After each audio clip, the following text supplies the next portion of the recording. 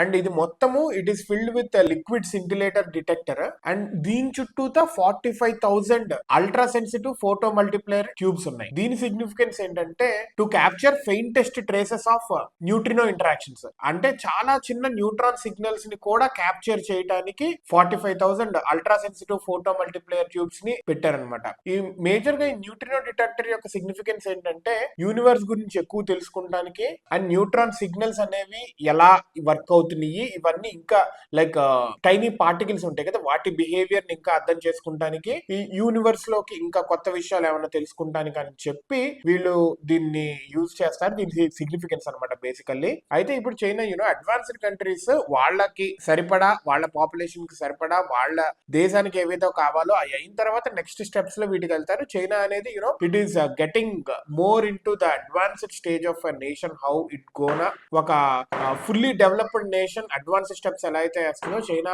అలాగే వేస్తుంది. అండ్ ప్రపంచానికి సంబంధించిన రహస్యాలు కూడా తెలుసుకోబోతుంది.